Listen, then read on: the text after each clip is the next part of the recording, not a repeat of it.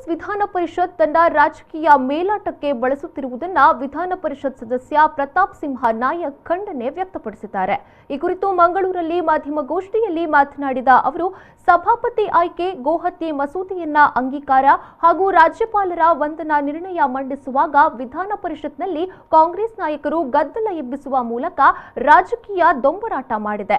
ವಿಧಾನ ಪರಿಷತ್ತನ್ನ ತನ್ನ ಪಕ್ಷ ರಾಜಕೀಯ ವೇದಿಕೆಯನ್ನಾಗಿ ಪರಿವರ್ತನೆ ಮಾಡಿರುವುದು ಸರಿಯಲ್ಲ ಎಂದವರು ಹೇಳಿದರು।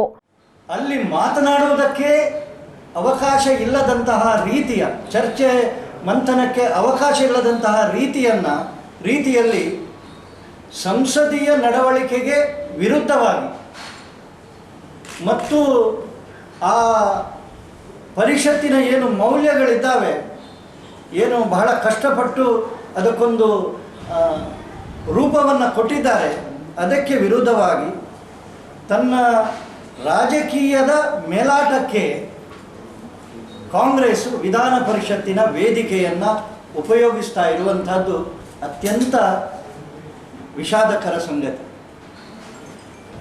ಉಪಸಭಾಪತಿಯ ಆಯ್ಕೆ ಇರಬಹುದು ಅಥವಾ ಮತ್ತೆ ಸಭಾಪತಿಯ ಆಯ್ಕೆ, ಮತ್ತೆ ಪುನಃ ಹೇಳ್ತೇನೆ, ಅಲ್ಲಿ ಪಕ್ಷ ರಾಜಕೀಯಕ್ಕಿಂತಲೂ ಆ ಸ್ಥಾನವನ್ನು ವಿಶೇಷವಾದಂತಹ ರೀತಿಯಲ್ಲಿ ನೋಡಬೇಕಾದಂತಹ ಅಗತ್ಯ ಇದೆ।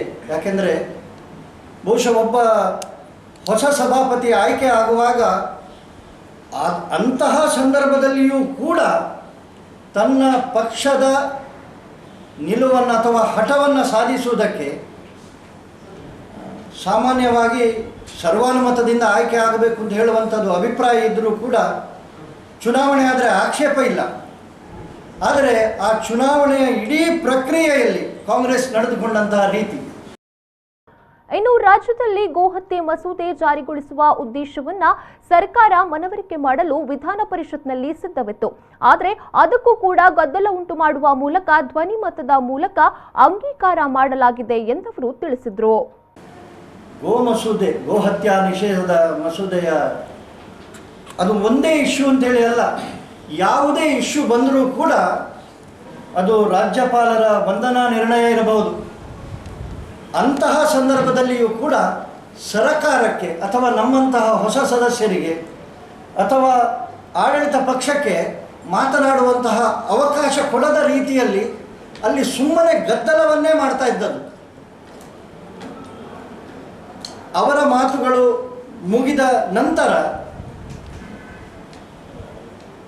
ಆಡಳಿತದ ವ್ಯವಸ್ಥೆಯ ಕಡೆಯಿಂದ ಅವರು ಉತ್ತರವನ್ನು ನಿರೀಕ್ಷೆ ಮಾಡದ ರೀತಿಯಲ್ಲಿ ಅವರು ಅವಕಾಶವನ್ನೇ ಕೊಡದೇ ಇರುವಂಥದ್ದು ಬಹುಶಃ ವಿಧಾನ ಪರಿಷತ್ತಿನಲ್ಲಿ ಕಾಂಗ್ರೆಸ್ ಈ ರೀತಿಯಲ್ಲಿ ಅದನ್ನು ಅವರ ಪಕ್ಷ ರಾಜಕೀಯದ ವೇದಿಕೆಯನ್ನಾಗಿ ಪರಿವರ್ತನೆ ಮಾಡಿರುವಂಥದ್ದು ನಾವು ಅತ್ಯಂತ ಖೇದಕರ ಮತ್ತು ಖಂಡನೀಯ ಅಂತ ಹೇಳುವಂಥದ್ದನ್ನು ಹೇಳ್ತಾ